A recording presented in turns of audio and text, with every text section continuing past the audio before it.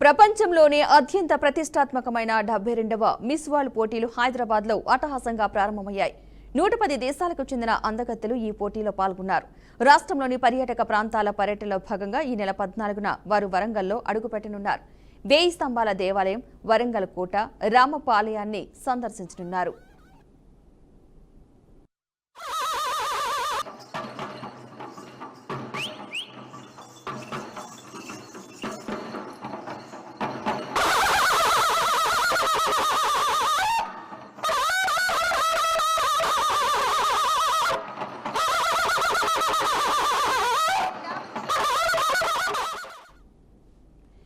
అందమైన యువతుల రాక కోసం వరంగల్ చారిత్రాత్మక ప్రాంతాలు ముస్తాబవుతున్నాయి. ఈ నెల 14న 57 మంది అందమైన మహిళల బృందాలు రానున్నాయి.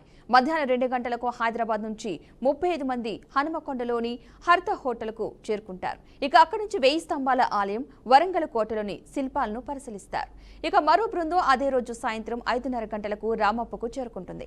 రామప్ప శిల్ప వైభవంతో పాటు పేరణి నృత్య ప్రదర్శనను తిలకిస్తారు. రాత్రి 9 గంటల ప్రాంతంలో 2 బృందాలు హైదరాబాద్కు తిరుగు ప్రయాణమవుతాయి.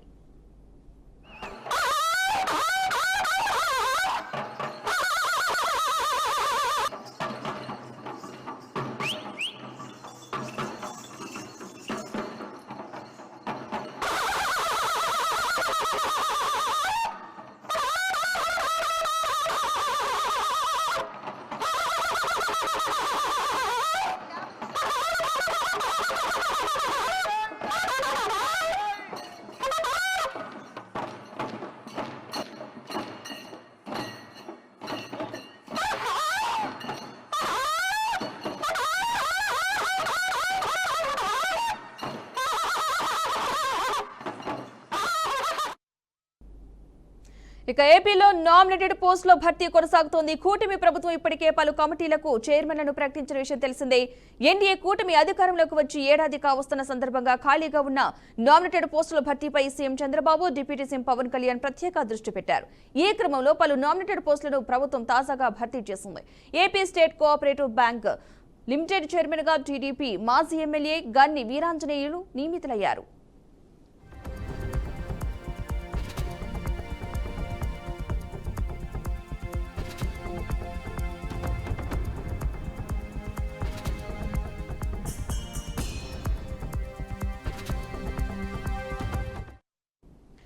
District cooperative central bank chairman గాను ఆయన బాధ్యతలు నిర్వర్తించనున్నారు. ఈ మేరకు ప్రభుత్వం ఉత్తర్వులు జారీ చేసింది. ప్రకాశం జిల్లా కోఆపరేటివ్ బ్యాంకు చైర్మన్ గా కామేపల్లి సీతారామయ్య, కాకినాడ జిల్లా కోఆపరేటివ్ బ్యాంకు చైర్మన్ గా తుమ్మల రామస్వామి, ఏలూరు డీసీఎంఎస్ చైర్మన్ గా చాగంటి మురళీకృష్ణ, ప్రకాశం కసిరెడ్డి శ్యామల, కాకినాడ చైర్మన్ గా పిచ్చేటి చంద్రమౌళిని రాష్ట్ర ప్రభుత్వం నియమించింది.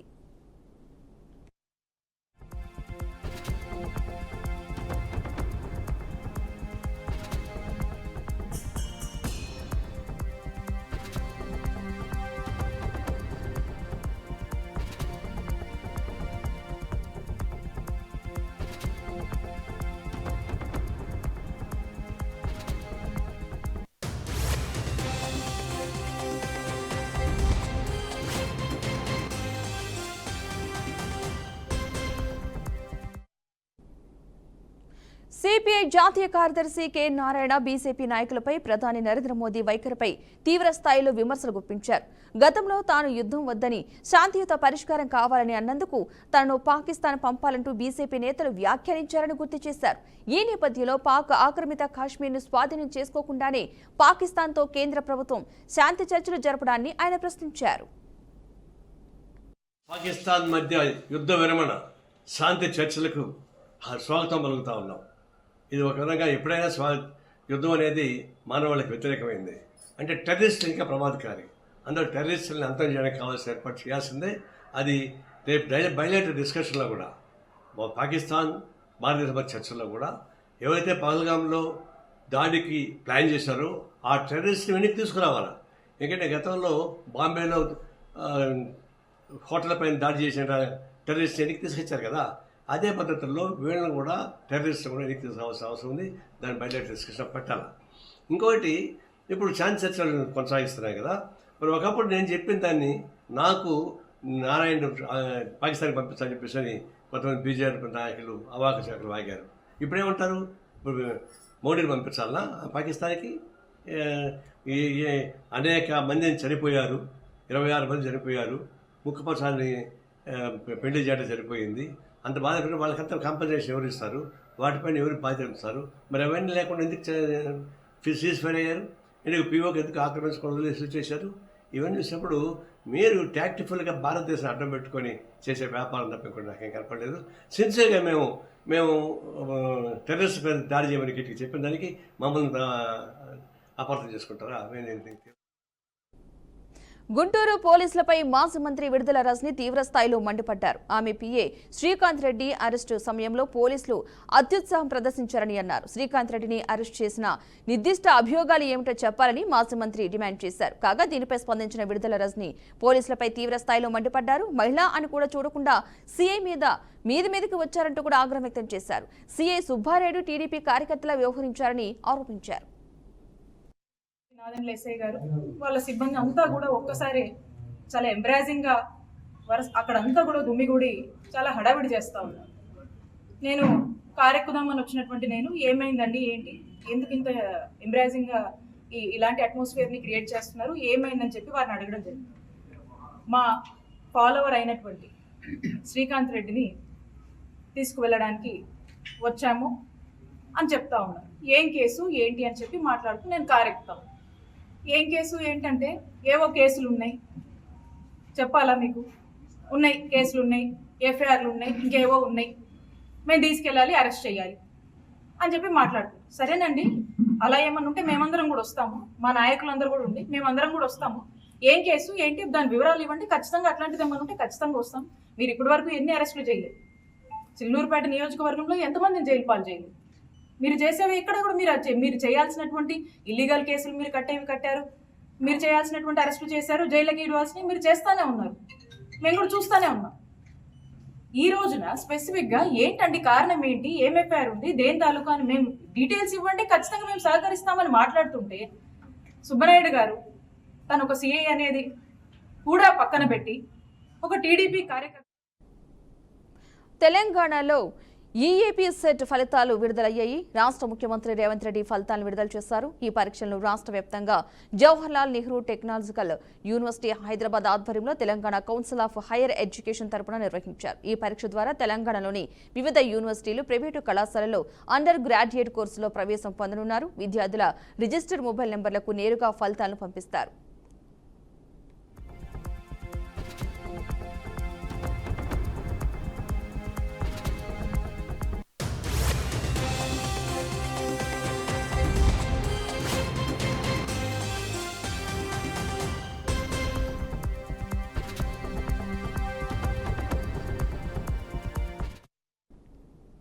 భారత్ పాకిస్తాన్ కాల్పుల విరమణ అనంతరం ప్రధానమంత్రి నరేంద్ర మోదీ సంచలన వ్యాఖ్యలు చేశారు.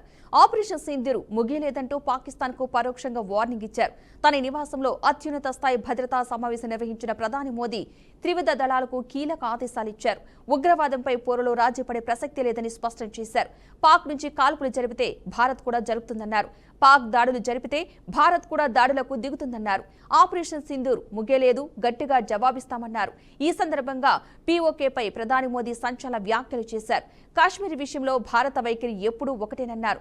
పీఓకేను భారత్కు అప్పగించడం తప్ప వేరే మార్గం లేదన్నారు. కాశ్మీర్ విషయంలో ఇంతకు మించి మాట్లాడేదేమీ లేదంటూ పేర్కొన్నారు. పీఓకే అంశంలో మధ్యవర్తులు మాకొద్దంటూ నొక్కి చెప్పారు. పాకిస్తాన్ పీఓకే ఉగ్రవాదులను అప్పగించాల్సిందేనంటూ స్పష్టం చేశారు. మా సంయమనం బలహీనత కాదని, భద్రత విషయంలో రాజీ పడబోమని ప్రధాని మోదీ పేర్కొన్నారు.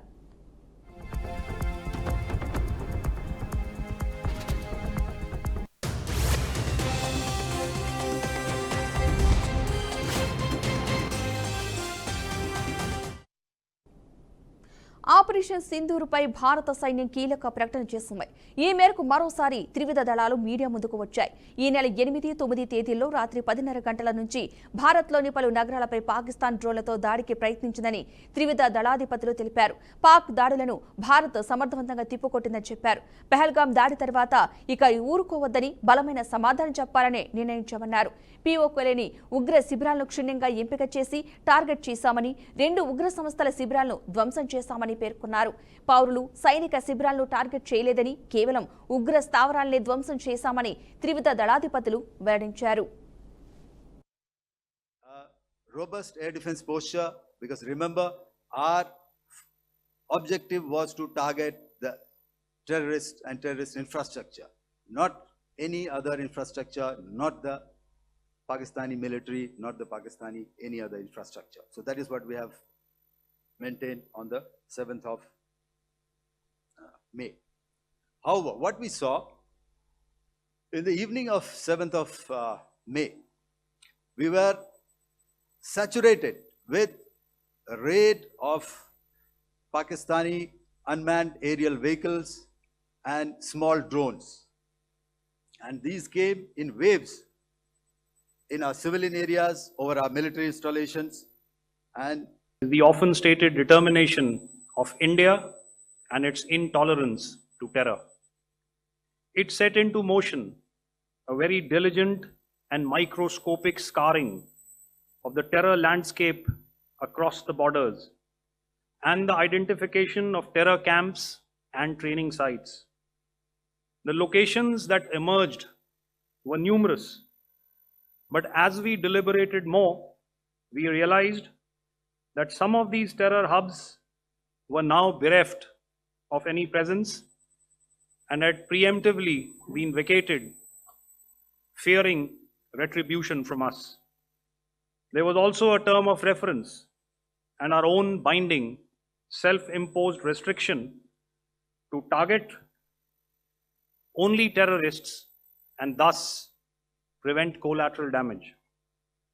There were 9 camps that you are now all familiar with, which were confirmed by our various intelligence agents. As you are aware, our response has been measured, proportionate, non-escalatory, and responsible from day one.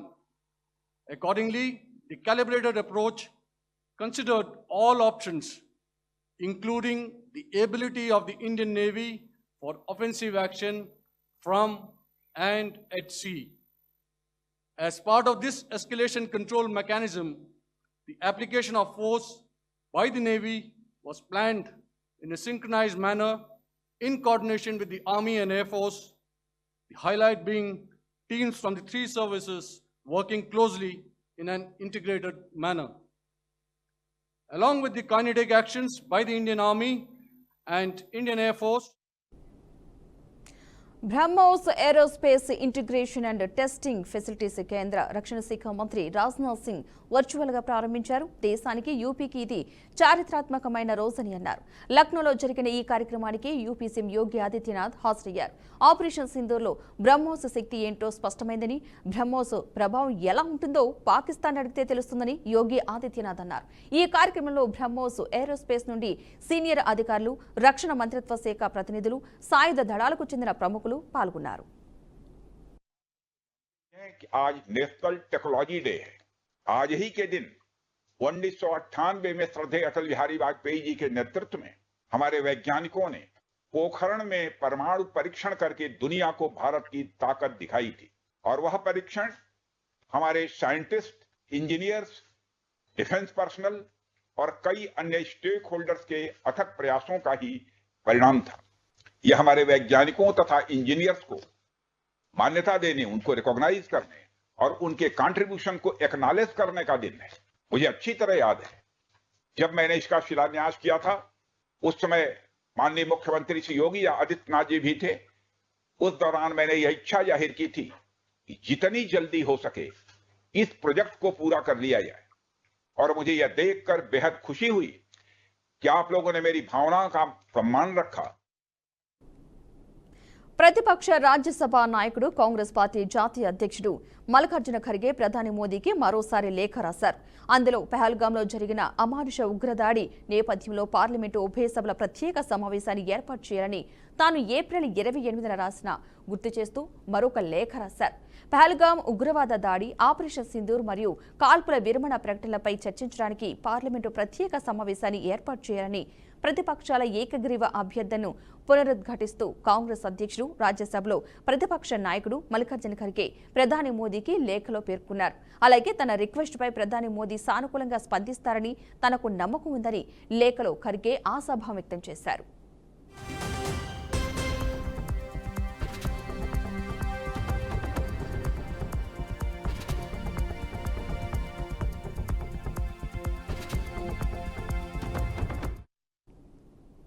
Bharat పాకిస్తాన్ల మధ్య ఉద్రిక్త వాతావరణం చోటు చేసుకున్న వేళ సంచలన పరిణామం చోటు చేసుకుంది. ఇండియన్ ఆర్మీకి మద్దతిస్తున్నట్లు బలూచ్ లిబరేషన్ ఆర్మీ అధికారిక ప్రకటన చేసింది. ఈ సందర్భంగా పాకిస్తాన్ను ఉగ్రవాద దేశంగా బలూచిస్తాన్ పేర్కొంది. రేపు పాక్తో జరగబోయే చర్చల నేపథ్యంలో భారత్ నిర్ణయాత్మక చర్య తీసుకుంటే తాము సపోర్ట్ చేయడంతో పాటు పశ్చిమం నుంచి పాక్పై అటాక్ చేస్తామని సంచలన ప్రకటన చేసింది. కాగా ఒకవైపు భారత్ దాడితో ఉక్కిరిబిక్కిరి అవుతున్న పాకిస్తాన్కు బలూచిస్తాన్ ఆర్మీ కూడా చుక్కలు చూపిస్తోంది. ఒక రకంగా చెప్పాలంటే పాకిస్తాన్ చేతుల్లో నుంచి బలూచిస్తాన్ జారిపోతోంది. ఈ క్రమంలో భారత్కు బలూచ్ మద్దతు ప్రకటించడం హాట్ టాపిక్ గా మారింది.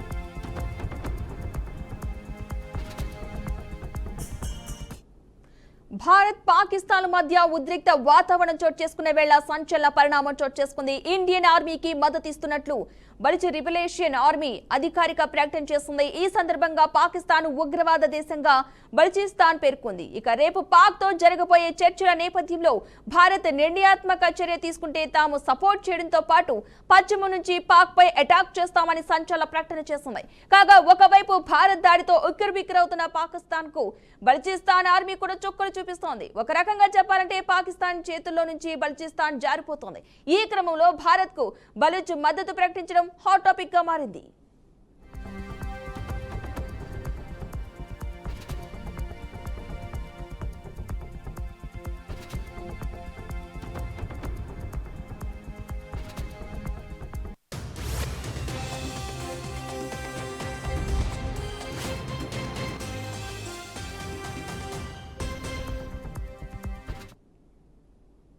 కాశ్మీర్లోని పుల్వామాలో 40 మంది పారామిలిటరీ సిబ్బంది మరణానికి కారణమైన బాంబు దాడి వెనుక తమ హస్తం ఉందని పాక్ అంగీకరించింది.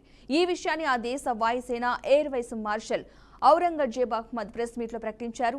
దీంతో ఉగ్రవాదంతో తమకు సంబంధం లేదని ఇస్లామాబాద్లోని నేతలు చెబుతున్నవి మొత్తం కాకమ్మ కబుర్లే అని తేలిపోయింది. ఇటీవల ఆపరేషన్ సింధూర్ సందర్భంగా జరిగిన ప్రెస్ మీట్లో DG ISPR lieutenant general Ahmed Sharif Chaudhry navy ప్రతినిధితో కలిసి ఔరంగజేబ్ అహ్మద్ పాల్గొన్నారు. Airspace, Pakistan's land, Pakistan's ADIZ and territorial waters, there's no compromise. There's no compromise. Pakistan's people, when they are threatened, their loss of life, loss of material, it cannot go unnoticed, cannot go like that. We owe it to our nation.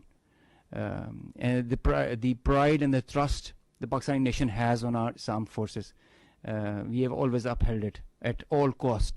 At all cost. We did try to tell them with our tactical